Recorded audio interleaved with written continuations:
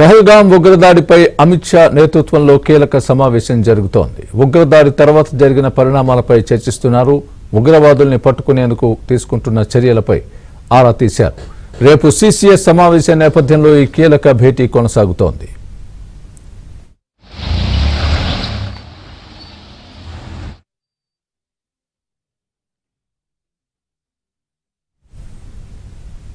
ఇదే అంశానికి సంబంధించి పూర్తి అప్డేట్ మా ఢిల్లీ బ్యూరో చీఫ్ కృష్ణ చెప్తారు. కృష్ణ, చెప్పండి, అమిత్ షా నేతృత్వంలో జరుగుతున్న హై లెవెల్ కమిటీ భేటీలో ఏ అంశాల గురించి చర్చిస్తున్నారు?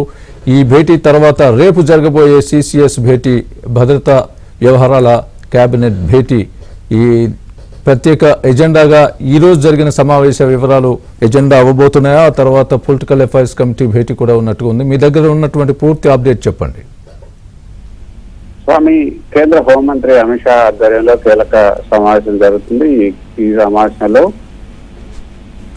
హోంశాఖకు సంబంధించినటువంటి ఉన్నతాధికారులంతా కూడా పాల్గొన్నారు.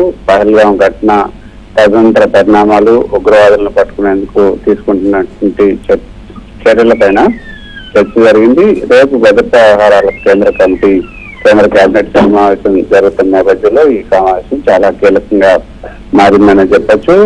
సో రేపు ప్రధాని నరేంద్ర మోదీ నేతృత్వంలో జరుగుతున్నటువంటి భద్రతా వ్యవహారాల కమిటీలో ఏ అంశాలు చర్చ వస్తాయి, వాటికి హోంశాఖ ఆధ్వర్యంలో హోంశాఖ నేతృత్వంలో ప్రధానికి ఏ విధంగా బ్రీఫ్ చేయాలి అన్న అంశాలపైనే ఈ రోజు ఈ సమావేశంలో ప్రధానంగా చర్చ జరుగుతుంది.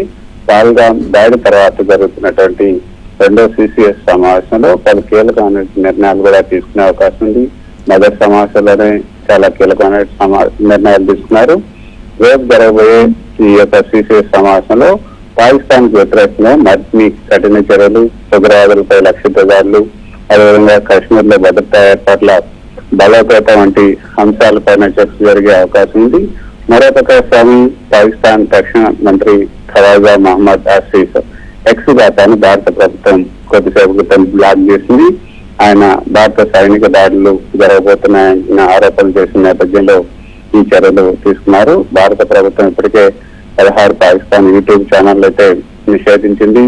ఈ ఛానళ్లు భారత వ్యతిరేకమైనటువంటి భారత్కు వ్యతిరేకంగా మతపరంగా ఉద్రేకపరిచే విధంగా ఆ యొక్క అనేక ప్రోగ్రాంలు ప్రసారం చేస్తున్నారంటూ కేంద్రం పేర్కొంది. సో మొత్తానికైతే రేపు జరగబోయే సిసిఎస్ సమావేశానికి సన్నాహక సమావేశంగా ఈ రోజు కేంద్ర హోంశాఖ మంత్రి అమిత్ షా నేతృత్వంలో ఈ ఉన్నతాధికారుల సమావేశం జరుగుతుంది. సిసిఎస్ కు రేపు అందించాల్సిన నివేదికపై కూడా చర్చ జరుగుతుంది. అక్కడ ఉన్నటువంటి భద్రతా చర్యలను మళ్ళీ ఒకసారి ఈ రోజు సమీక్షిస్తున్నారు. రేపు సిసిఎస్ సమావేశంలో తీసుకోబోయే నిర్ణయాలపై కూడా ఆ అజెండాకు సంబంధించిన అంశాలపై కూడా ఈ రోజు హోంశాఖ ఆధ్వర్యంలో చర్చ జరుగుతున్నట్లుగా మనకు సమాచారం. Right Krishna, thanks for the update.